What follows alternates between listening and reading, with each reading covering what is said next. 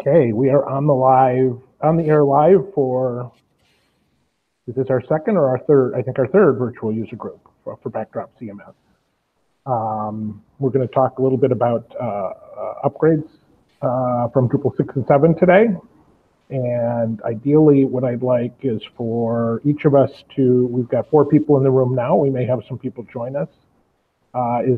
We don't have a really solid prepared presentation today, but if we could sort of go around the room and talk about what our experience is and how,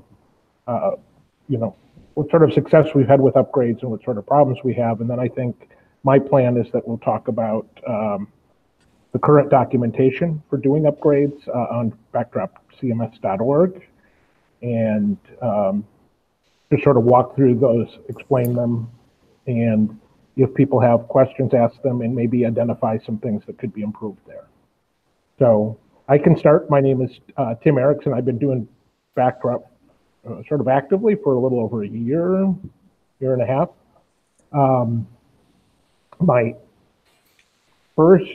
We've done two upgrades from Drupal, one from a Drupal 6 site and one from a Drupal 7 site. On the first one, I think it's worth talking briefly about, the difference between upgrades and migrations, because I had done neither before the Backdrop site, and sort of tried them both and learned a little bit about the difference, and would like to share that. But I think I'll come back to that maybe after we've finished our introduction. So on the whole, my experiences with the upgrade process have been pretty smooth. We've run into some little glitches here or there. It's been a while though since I did them, so I think as we go through the discussion, I'll try to remember exactly how things went and offer my feedback. Who would like to go next? I can. Go ahead. Yeah, I'm Olaf from Hamburg in Germany, and I'm working with Backdrop about 2 years. And formally and at the same time, also I work with Drupal 7, and also a few Drupal 8 sites. And recently I tried, because I built some new Backdrop sites, and recently I first tried to upgrade my own website to Backdrop, because I thought it was time, and I found it quite difficult, more difficult than I expected. So I run a couple of errors and so on, and so I think it's very important to improve the documentation and also to improve process. Okay. Gregory? Yeah, so my name is Greg. I'm currently in Melbourne, Australia. I do Backdrop for the moment that it started up almost, but I actually do not need that or use that for work, so I haven't done any migrations. I'm a Drupal enthusiast and a Backdrop enthusiast, and I care a lot about user experience and improving the user interface and making everything that has to do with Backdrop run smoothly for people and just make it easier for them. I don't have experience migrating or upgrading sites from D6 or D7, but it's something that is always in my backlog, and I would like to. I have access to a lot of sites and databases, so I can play in my local. I'm aware of a few problems, but not personally from what people have heard. So I'm interested about that, and I'm here to help and try to make things smoother for that process as well. Jeffrey? I have limited experience with upgrade paths. I've done experimental things to test certain things and theoretically test upgrading from like a practice D7 site, but no kind of in the weeds actual live sites that have migrated from D7 or D6 to Backdrop. Mm-hmm. Okay.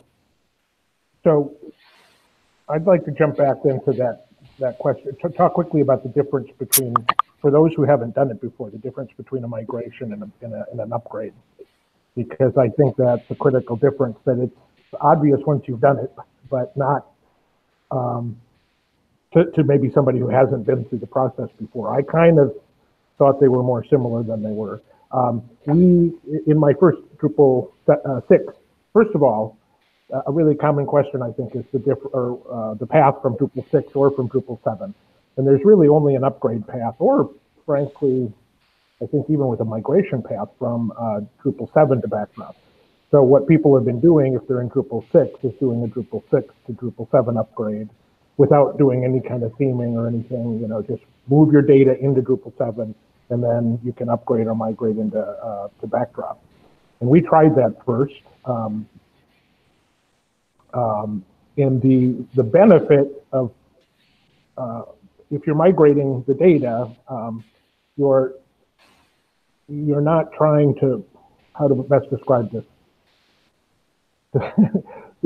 We're moving data and mapping it directly from one site to another, and we're very manually making a lot of decisions about what data we want to move and how we want to move it. The benefit being you're not bringing a lot of cruft that you don't need, right? There's a lot of metadata and other data that Drupal stores that sometimes isn't necessary from one version to another or changes. And I think a big difference between an upgrade or a migration is that oftentimes with an upgrade, you're just sort of trying to bring as much data along as you can. Whereas with a migration, you're being much more selective and careful. And it has the advantage of giving you a cleaner starting point in your new site. But it has the disadvantage of, for example, I think the case we ran into was we sort of did this migration and then realized the site had a whole bunch of custom code that was written based on, machine names and things like that we, hadn't migrated. Where if we'd done the upgrade, that custom code would have worked a lot smoother. Can anyone else help me out in terms of clarifying that distinction? I was not aware of the distinction between the two. So are you saying that an upgrade transfers both content and slowly when you adapt the theme and the whole site, whereas a migration is sort of like a more selective process where you pick and choose which bits of content you will move to the new site? Is that what you're saying? Well, I think I'm saying that in a little more. An upgrade actually will build the content types for you in the new site, right? So it's basically automatically taking your content type from your old site and trying to build that for you in the new site. If you're doing a migration, at least my experience was we built a new content type. We're able to restructure it, and then we were able to say, okay, what's your data from the old one do we want to take to the new one, and map that however we choose to do it. So we're exercising a lot more control there, but it's also, in theory, a lot more work because you're manually rebuilding all of your content types and sort of rebuilding. Maybe this is a good way to say it. With a migration, you're kind of rebuilding the site from scratch and then just pulling your data into this new site. With an upgrade, Backdrop is actually trying to make assumptions for you based on your old site. It's trying to take your old content and configuration and adapt that for Backdrop. Is that, like Jeffrey, yes. Is that a good distinction? Yeah. Another distinction is with a migration, you have a source database and a target database. And the target database is going to be your new database that you're talking about that will be clean and will have all the decisions you made about how content and data should look. Whereas with an upgrade, you're just using one database. You're taking the D7 database, plugging it into a Backdrop code base, running the updater, and it, like you said, converts all the content types to things that Backdrop understands. So you're correct that all that data is still there, whether you need it or not. But you can do it through the UI, and it's convenient. Yeah.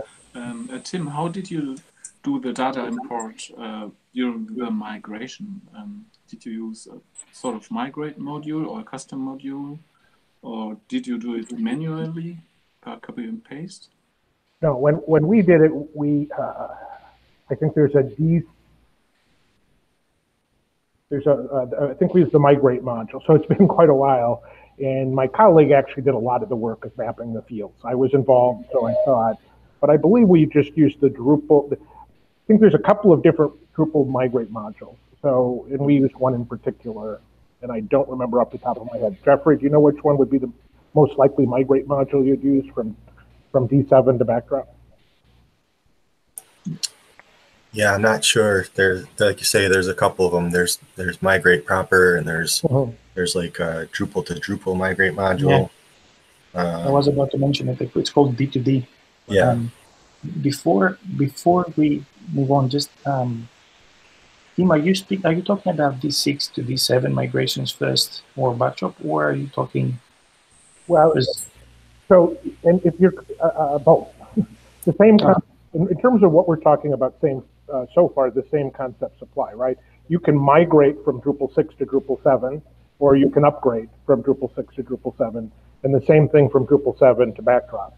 The thing is, if you're in Drupal 6, you pretty much have to go through Drupal 7. I've yet to hear of anybody going directly. I suppose if you're using I guess if you're using Migrate, there must be a way to go directly. But yeah, Jeff is nodding his head. So you could, if you wanted to create your own sort of custom migration, I'm sure, go directly from Drupal 6 to Backdrop. But most of the documentation I've seen all kind of assumes you're going through Drupal 7. Okay. Yeah, okay. Makes more sense now. I was just under the impression that there was only one thing, and it was just an in-place sort of like upgrade instead of requiring a migration. But I can see now why some people want to migrate and sort of like be picky about the whatever goes in the new database. I understand that. That might be a more complex situation to produce documentation for, but still, yeah. Right. Yeah, but I think so on the page, on the documentation page, there are a couple of questions. So, have a look at your theme, have a look at your modules, and so on. And maybe we should also have a look at your data structure and your content to give a sort of indication if it's worth to try an upgrade or a migration. But then it's also very individual thing, in my opinion, because it depends very of how the site was built. So how the content types were built, for example. When I started to work with Drupal, I named the content types in a weird way. So, and then a migration was an occasion to make it better. I wouldn't upgrade one of these old sites because they are not built very well. And so that's one of the questions.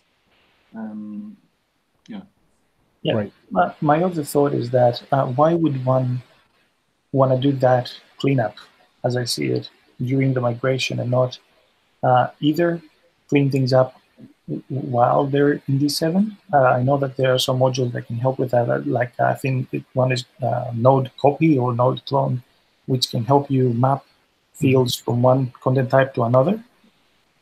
And then when you're ready, you do the jump to Backdrop when your database is sort of like in the place that you like, or you perform the whole migration as an upgrade, and then you do the cleanup with the respective modules once you're in Backdrop. I'm sure that there might be valid reasons, but I would like to know what the process is. Maybe I'll understand more if I actually, in practice, do some migrations myself, but curious what your experience, guys, is.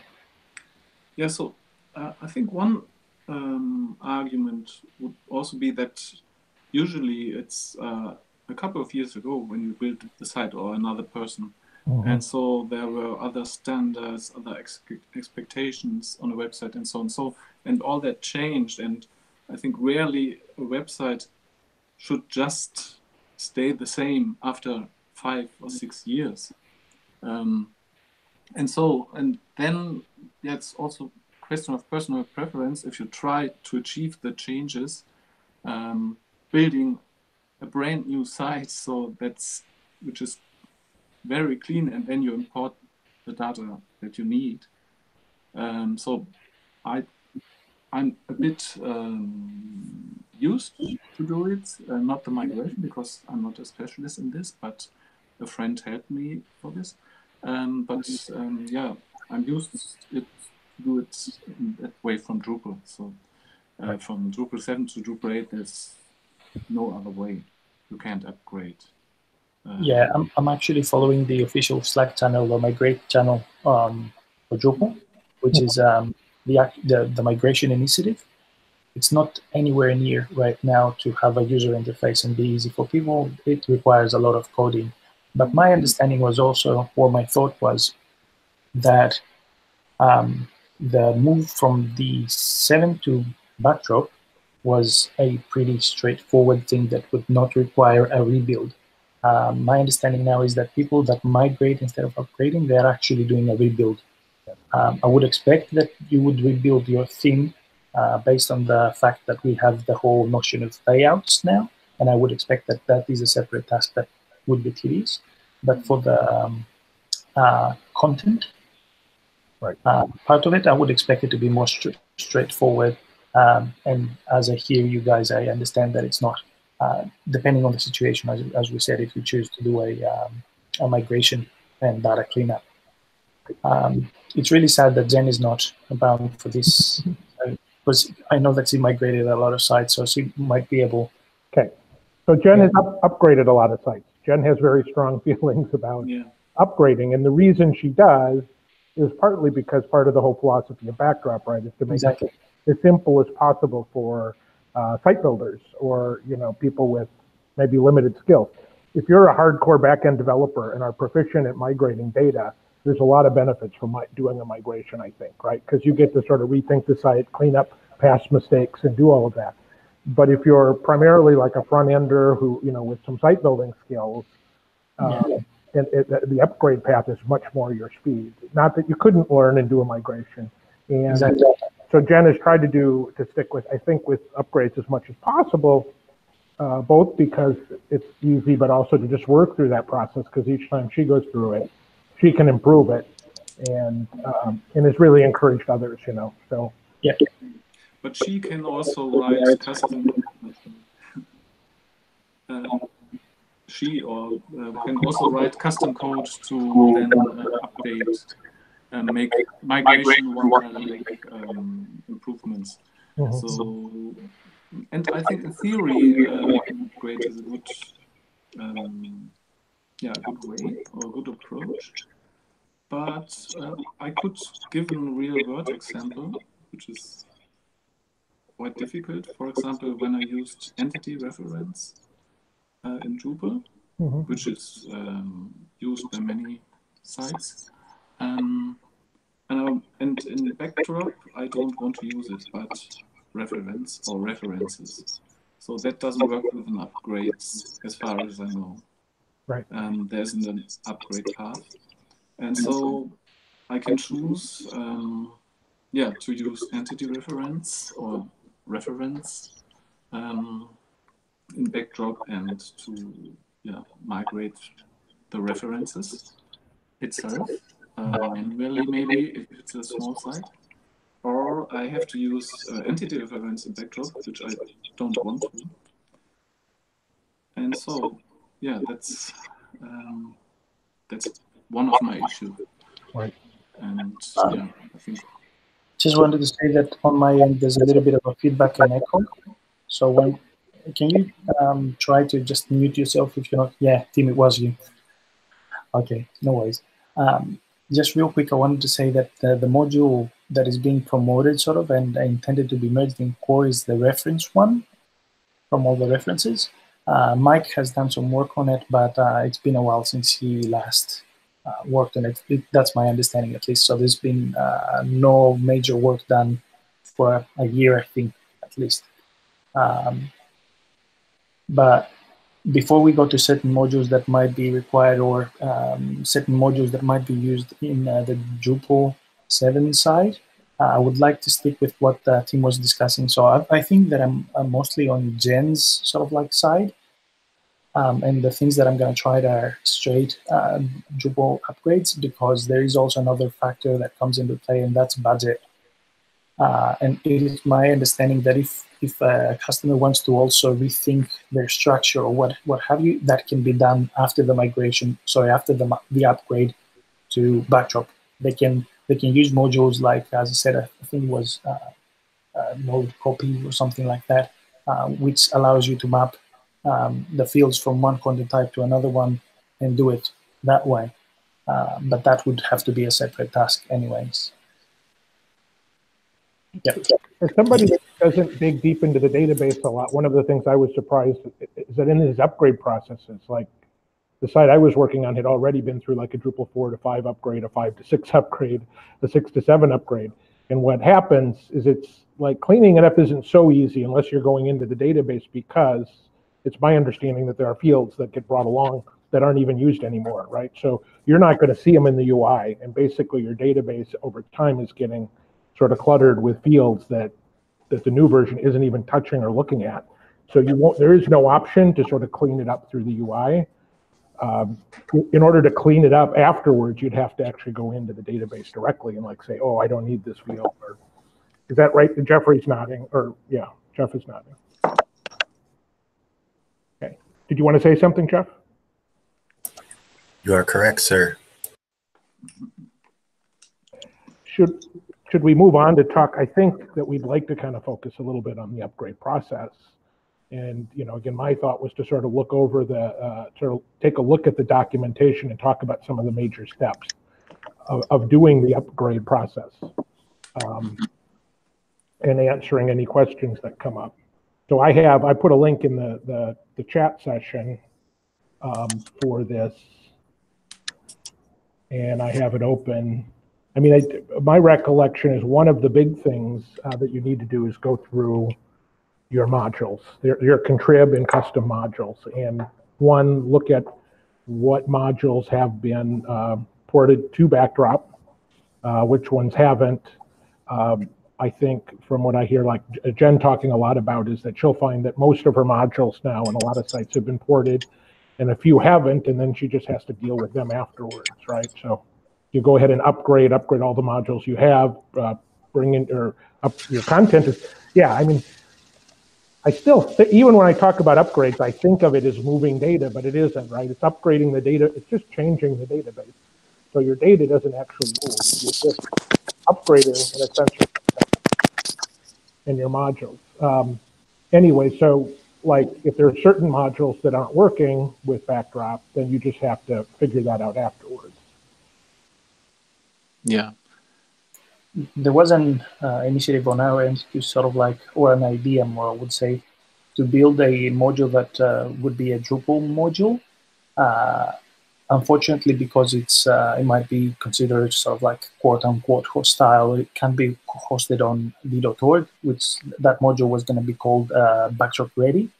So you would install it to your D6 or D7 site, and it would automatically look at all the modules that you have, the contrib ones, not the custom ones, and then compare that to our contrib Backdrop contrib repository on GitHub and see, or through b.org, I guess, and see which modules of the ones that you currently have installed have respective things ported. But again, that has not started either. I have a question at this point. Also regarding documentation, are custom Backdrop, no, not contrib, Backdrop modules, are they supposed to work when they are ported from Drupal, so that I can also file an issue in the queue and say it doesn't work? Or do I have, when I port the module, do I have to do something special to make it compatible for an upgrade? A custom module? Is that what you said? No, I said custom, but I meant contributed module. Yeah, in theory, contrib modules, we have a backwards compatibility layer, so the simple modules should work as they are, as the ones that have not been ported. So my understanding is that the process would be you change the Drupal 7 core, you swap it with the code base for Backdrop, and then you go through all the contrib modules that you have and you swap those with the respective ported ones. If there are no ported ones, then you just leave the D7 ones, and most of them should work. But if you have, for example, I know that huge modules like Web for More Rules have already been ported, but if you would try to bring a D7 module of that magnitude, let me say, I think that you most likely have it not working or breaking your site. For example, if you tried to bring on the internationalization module that touches a lot of sort of like low-level APIs, I think that this would break your site. Another thing, again, not speaking from experience, but just thinking of the process, is that you should go through the modules on your own site and decide which ones you actually do not need, and maybe disable them for starters, not temporarily, just to make the process easier, and then you can try one by one to re-enable them. I mean, modules that are not crucial. Which is difficult. That's difficult because you have to uninstall them. You don't only have to disable them. That's also a hard point, I think, because you won't uninstall it and then reinstall it and so on, because make the process very, there is also a known issue. There is a known issue with D7 as well. When you remove a module without uninstalling it, then if you run JAS commands, or also in the what's log, there's also an error that keeps coming up saying that the module is missing from the code base and you need to put it back. And there was a module that was developed, a couple of them actually, that were developed specifically to silence those messages. But so I think that's already another point for the documentation, that the process of start over should be documented, because in the documentation is so now make the database updates and then look at your new site, but that's not the realistic way. First you see some error messages, it doesn't work and so on, and we have to drop a few lines minimum about how to restart and so on. And in our documentation nodes in b.org, we have a setting where it allows you to say what status the documentation page is at. I think that for that specific page, we need to sort of like mark it as it has problems, it needs to be updated, because we have that option. As in it's either outdated or the information is not correct. And I've also made an issue to improve the documentation, but I can post the link if you want. Tim, did you see that issue? No, I don't hear you. Yep, I'm back. Okay. I know that there are some issues. I haven't looked at them recently. Yeah, I posted in either because I'm not at the computer here with the chat, but on the tablet. So I was curious to see if the process was in fact disable your theme and switch to a default Drupal 7 core theme as well before you do the migration, and then try to sort of like port the theme, which that would be some work, I imagine. Tim, have you had experience with that? I'm sorry, I missed your question, but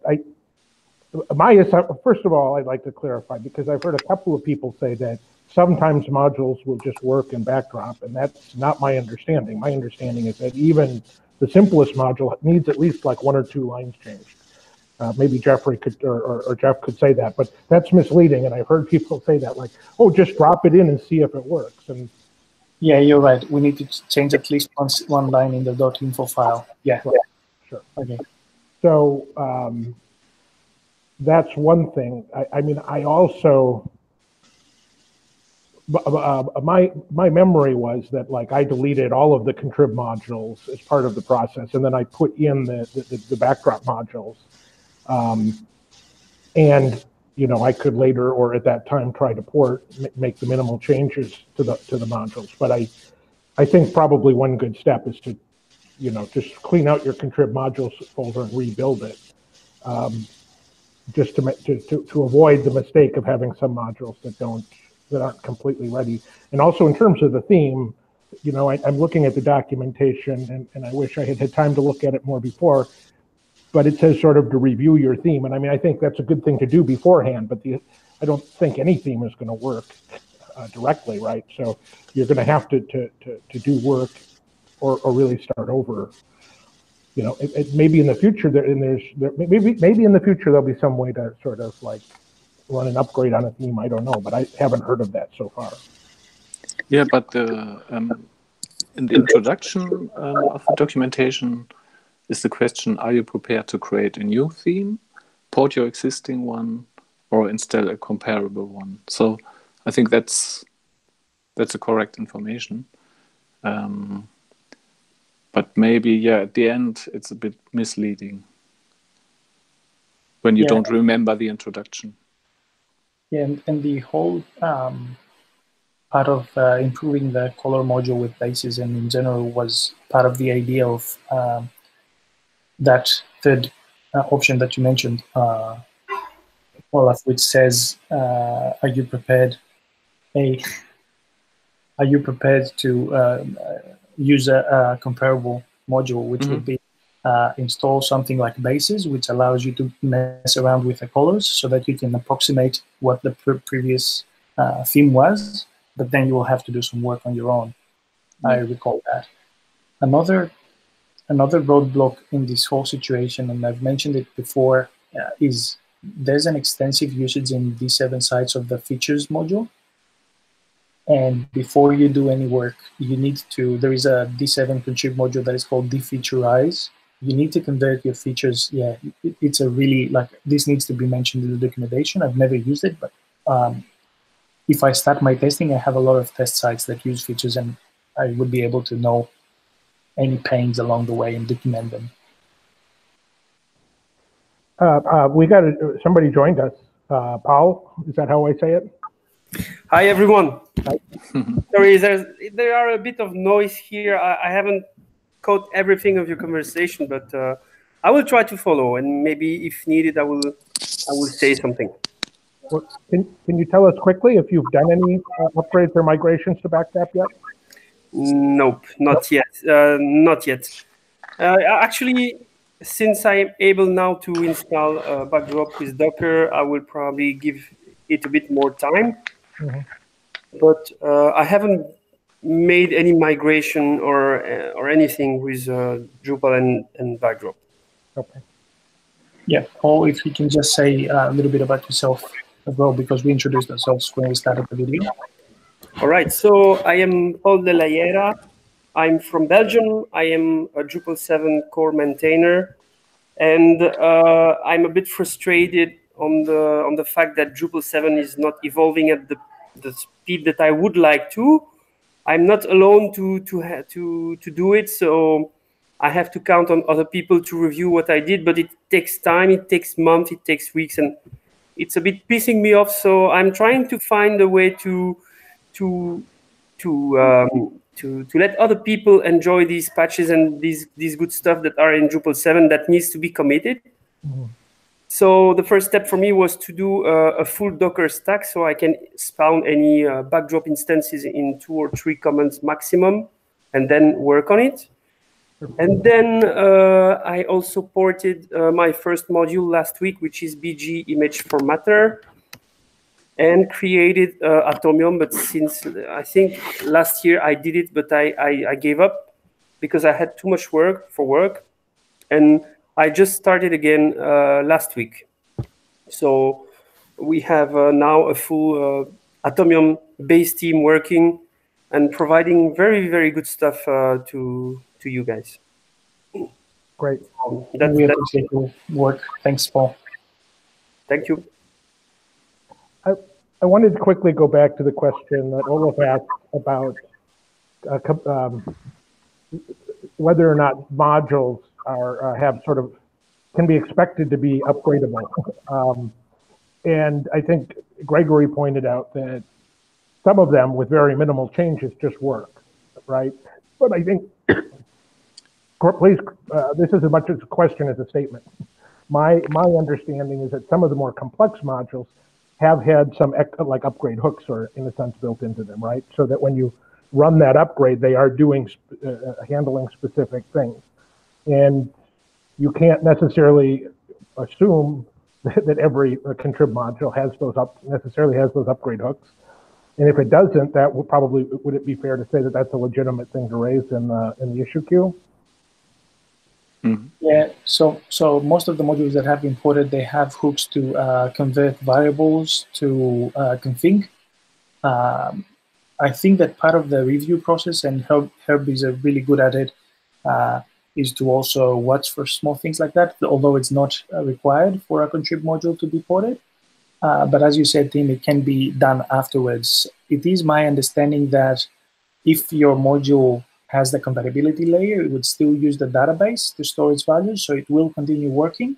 And when you implement the install hooks, sorry, the update hooks later on, and you upgrade that version of the module, it would just convert the database values to config and start working with config. So for those simple modules, the only thing that you will miss out on is the configuration management until it's ready for that module. That's my understanding. But I don't expect the simple modules to have breakages because of that. Okay. So, yeah. Jeff might be able to chime in and just shed more light on that. Yeah, it's correct. It's the caveat is just that there's plenty of modules that aren't simple. Sure. Yeah.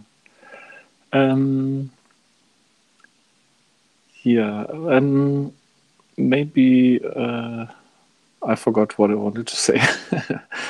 Carry on. Yeah, so essentially most of what we're talking about here is bullet point 3 under step 1. So we probably need to elaborate on all of these bullet points here and give some more context and around kind of real world. They're kind of abstract bullet points. They're correct. And I'm not sure what the best way, maybe make this page quite a bit longer or link out to other pages that have more details. Yeah, I think that the first page would be a bullet with very just brief descriptions of the tasks, and then it would need to break up to sub pages that elaborate instead of having a huge page with that. Yeah, maybe a subheader under the step 1 that says the kind of purpose of this step is to assess what is the difficulty of upgrading your site going to be to make a good decision on whether or not you should do that. But be prepared that the effort could be fairly large, I guess.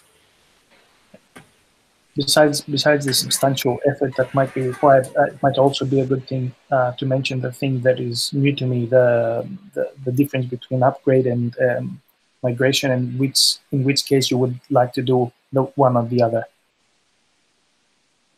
and pros and cons. At this point, I would like to mention there was a member of the Drupal community, and I mentioned that here in Australia, that had a question, and I would like to iterate that question, if you just bear with me. If I could know, you just carry on until I find this, because I need to know how to use LinkedIn first. So I would just add that my memory on the last site that we upgraded, it was a pretty simple site with some content types, taxonomy and stuff. And then I remember like going through the process once, and it looked like all of the content and content types had upgraded pretty smoothly. And then as I recall, I got a little further down the path and started running into some sort of fringe cases, and like, I don't know, maybe either fixing these problems or having warnings to help people watch for them. Things like, I don't remember if it was taxonomy or something, but the kinds of things that I don't necessarily look at right away. And then later on in the process, I suddenly realized, okay, that part didn't upgrade as smoothly as I thought it did. And now I have to back up and figure that out. And I'm pretty sure that we were able to like solve all of those problems without too much effort. But you have to understand that there are, like once you finish that upgrade process and it looks really smooth, dig a little bit deeper. Another thing I just want to bring up, I remember struggling a little bit with like image paths because the image files have been moved. And depending on how you're managing images, I think that's a really common problem, is that you're just going to have to either sort of create a symlink or change configuration in terms of where your images are. And that's probably in the instructions already, but if it's not, we should add it. Can anybody else think of anything? Are you referring to, because that was one of the things that was brought out recently to one of the Australia New Zealand channels. So are you referring to the images that are being added within contents, like in the WYSIWYG? I don't remember the specific case. I just know that, like some image, I think that there are a couple of different ways that images get added to a site, and one of the differences is the WYSIWYG, and I don't remember which ones I had problems with, but definitely the files directory is not in the same place as it used to be, and that did cause some very minor problem. It was an easily solved problem, and again, I'm not even saying that the documentation doesn't cover it, but it's a good thing to be aware of when you start this process. The reason why I mentioned what I mentioned is because we have this cool feature in Backdrop where CK Editor is being created. So we took advantage of that, and when you add an image in the WYSIWYG, it creates a managed file for you for that image, but that was not the case. That's my understanding. It was not the case with CK Editor in D7. So the image would be added there as part of the content, but it wouldn't be able, you wouldn't be able to manage it from the files sort of like listing.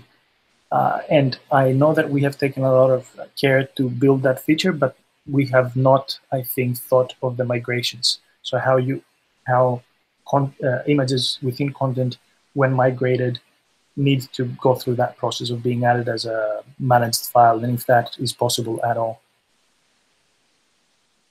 Mm. In the meantime, I found the question that John has asked, and I'll pass it on. And he says that he would like to know the knowledge of, he would like to have more knowledge of the pros and cons for Drupal 7 sites, considering the move to Backdrop compared to moving to Drupal 8. Okay. Yeah, hard question. So I would say that's the first 3 bullet points in step 1, research what would be necessary to upgrade Backdrop CMS. And that's going to point to time, cost, and effort. And you do a similar thing for Drupal 8. And then you have to make a decision based on the data you get out of that research. But there's no way around doing the research, in my opinion. Yeah, actually, I laughed. I muted myself when I finished the question, but everybody said, "Oh, that's difficult," or "That's a long." That's actually my reply to that person. Is like, that's a good question, and when I say a good, I mean one with a lengthy discussion required in order to get an answer for. But yeah. For me, as I talk to like clients about whether or not Backdrop might be appropriate them or not, the biggest thing I look for are some of these large modules with like multiple submodules that haven't been ported, right? So I have one client that makes extensive use of the domain access module and all of its submodules, right? That would be a big deal to get all of that. Sorry, which module? Sorry, Tim, which module did you say? Domain access. Okay, but another one would be commerce, right? If you're doing if you're reliant heavily on the commerce module, that's a red flag right there. You're either going to have to take an entirely different approach to your commerce, or take on ownership of porting the commerce modules, which would be huge. So I look for those kinds of things, and I think the groups module might be another example, right? Heavily dependent on the groups module. So there's these certain sort of ecosystems that aren't trivial to port, and are you using any of those? And if you're not, then you're in really good shape. But if you are, you're going to have to do some hard thinking. Has anyone ported from Commerce 1 to Commerce 2 or D8 Commerce site? Have you tried that? Or do you know if like the process is smooth, as in it point to the database and does things automatically for you? No. Okay. Fair enough. Right. I mean, even if it's not easy, there's at least a set of modules there for you, whereas if you're coming to Backdrop, there really isn't even anything there. So. Agreed. So I'd love for there to, I mean, if anybody has any other questions on this, I think it's also appropriate. I'd love to like save 10 minutes at the end of each of these user groups to just bring up any questions that people have. So I guess first, I think we're going to need to revisit the upgrade path. First of all, we're getting used to this whole virtual user group, and we'll get better at it. I think it would be nice if we could either do a user group or just a tutorial where we actually like record walking through a simple upgrade. But that might be more of a tutorial than a user group. Does anybody have any other pressing questions though, or thoughts, final thoughts on upgrades or migrations? Just as a takeaway from the user group, that we need to work on the documentation and at least have it reflect the reality better, so that people can make more informative decisions. People might not decide to actually move to Backdrop, and that's something that should not make us sad. We should try to make it easier and as smoother as possible for the ones that do decide to do it. So yeah, I know that we are all excited about working in new features, and at least personally, I'm attracted to that, and I neglect documentation, or in fact, trying to do some migrations and upgrades from D7 to Backdrop so I can have more knowledge. But yeah, so we need to collectively start doing that. We have another 2 years, less than 2 years. Yeah, my final words would be, if you have a site, maybe not a test site, but a realistic site, but a small one, so try an upgrade. Because you have your backup, you can still use the old Drupal site, so that's not an issue. Because, yeah, it's quite interesting, and if you don't try it, it's hard to tell. So, which kind of, I have a long list of errors where I didn't know where to post them and so on. But at the end, I managed to do the upgrade. So, but especially if we want to improve the documentation, I think it's good if people try to make actually the upgrade and then help to improve the docs. I like the Gitter comments, and I do like these recordings that we have, but these are hard sources for one to browse, to search for and browse for specific things. So I think that we should also, now that you mentioned, Olaf, that you have a long list of errors, that we should be opening tickets in the queue, and we need to find a tag. And if not just a tag, like a label, also see how we do. We have the UX and DX issues, or the metas. We should have something specific to migrations, so that people can put their experience there, and also do the same on the forum. So the forum should be mostly about people sharing experiences and what their solution was. And ideally, most of these forum topics should have corresponding issues where we are actually trying to find a solution for the problem. So that's another thing that needs to be added in the to-do list, I guess. I'm just going to say on that you've all heard me encourage people to post questions to the forum. Is it my imagination or not that, like, if I'm searching for a problem, that a forum reply is more likely to come up in Google than GitHub?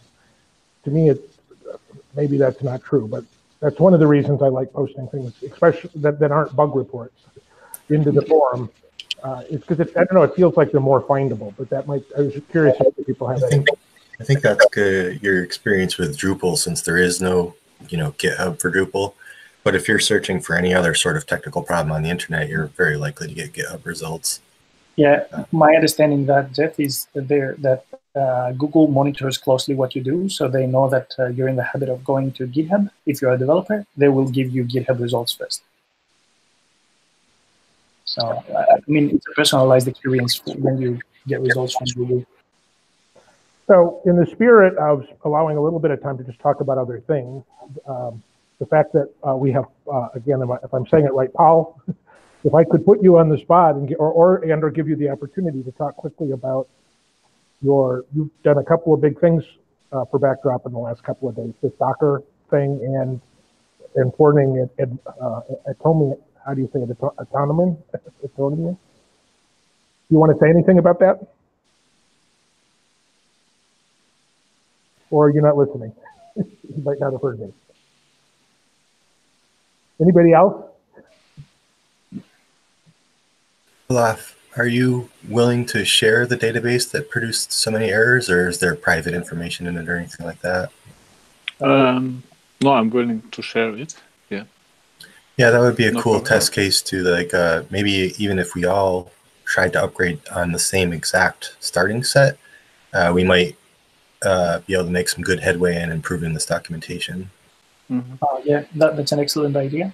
And even if there is sensitive information there, we can sanitize the database, like remove usernames and emails from the database and then share it so that we all have a few common use cases and the problems that they produce, and we try to solve them. That's an excellent idea, actually. Yeah, so I think the data privacy is not a problem because it's my personal website. There are no other users. But it's a localized website in German that may be difficult because you can't read the user interface without switching it. But it's so maybe that's a bit complicated. But I could also think about, or we all think about another use case site which is good, but maybe an English site would be better, I think.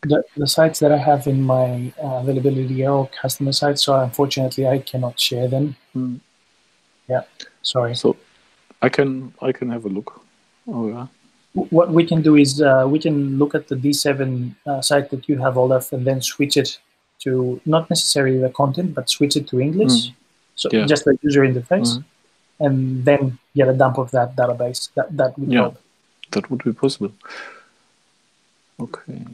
I have a sort of a hackathon site that we built in Drupal 7 that has like some geo fields and stuff. It's not too complicated, but it's complicated enough that it could be a good test case. And it's also all public data. It was done for free at a hackathon, so we could totally share the database. I could give anybody access to it. That might be a great test case, and I'd be happy to take a first pass at upgrading it. But if anybody else wanted to use it as a test case, let me know. I'll share the URL in Gitter. Yeah, that'd be great. Okay. Any other news in the backdrop world that anybody wants to share? The only thing I have to share right now is stuff about the team and Docker stuff. Not anything about migration, sorry. That's okay. Would you like to say something about the work you just did? Sorry? This is the end of the meeting, and you can say anything you want. So if you want to say something about your Docker work right now, you could do that. With Atomium? So sorry, I know that Teams sound is not perfect. What he was trying to say was that because this is the end of the meeting, we allow questions or thoughts from other topics. So you can go ahead and say whatever you want, actually. Actually, it would be nice if some of you could test either the Docker stack, either Atomium, and just provide some feedback. That would be nice, actually. That would actually help me a lot. It's just a repository on Git to clone. There is no package to download right now. It's just a branch on the Atomium project. And that's it. And you can use the Docker stack if you want. It takes 5 minutes to install and to have it running. Are there instructions for the less technical people to how to do it on the README on those Git repositories? Sorry? Are there any instructions on those Git repos in the README for the non-technical people to try it if they want? Yes, for the Docker stuff, you have a README file that explains how to install it. And it's basically three commands. That's it. And for Atomium, it's just a regular team. So there are instructions, I think, as far as I remember, yes. So What's the concept of the Atomium theme? Okay, the Atomium theme was developed more than a year ago for the European Commission for Drupal 7. And I started the project, and I'm still the active maintainer of it. So the idea was to decouple everything. So we know that in Drupal, just like in backdrops, we have hook teams that are defined. Those hook team, I personally call them components because they are HTML components. And in Drupal, just like in backdrop, either a hook team is a component is defined using a template or a function, a PHP function. The purpose of Atomium is to rewrite every function using a template. So there are many advantages using templates because you can extend easily a template through preprocesses and through file naming differences. And Atomium, what basically does, it rewrites all the team functions and add on top of that many more suggestions to the templates. So basically, if you would like to have a template for the block that changes every hour, for example, it would take 2 minutes to do with Atomium. You just have to have a couple of files differently named, and it worked. Basically, it's that. It fixes a lot of stuff within Drupal regarding the theming, and it's very handy, actually, very, very handy. So far, all the people that are using it at the European Commission said basically the same thing. This theme should have been released 5 years ago. That's mostly what they say. I'm curious, Paul. So in Backdrop, we have this new notion of layouts and blocks. Is that incorporated, or do you put that aside and does Atomium work with the layouts? No. The Atomium work, it's just to render things, to render components. It will not interfere with the way Backdrop is working. If you want, you guys, I can share the screen and make a demonstration. It's up to you. This can be like a whole Docker thing. Can be another user group meeting, but we usually have the virtual user group meetings for less technical people. But it doesn't mean that there's not people interested in using Composer and Docker with Backdrop. So we can have a user group about that. Hayden, what do you think? We do it now? I think the Atomium isn't anything to do with Docker. So, I mean, but on the other hand, the user group is 1 hour. And so I think we should quit recording. But I would be happy to schedule another user group, not just on the work we've been doing, maybe in 2 weeks or something. Anytime, really, anytime. Let's schedule another one on that and give you a chance to show it off. In fact, I was just, as you were talking, thinking that we could do an upcoming user group that's just kind of a show and tell and invite 3 or 4 people to show off the projects they've been working on. Yeah, we should do that. We should do that, yes. Okay, should we do that for our next user group? Okay, so think about what projects you'd like to show off. So I'm going to wrap this one up. I'm going to try and get another user group scheduled pretty quickly. Get it on the schedule. I mean, so that we have time to plan for it and we don't wait too long. Okay. Anybody ping me in Gitter or Twitter if you have thoughts or ideas or feedback. Okay. Okay. So any other last thoughts, or should I? Well, okay. Thanks everyone for coming. This has been fun. Bye-bye. Bye.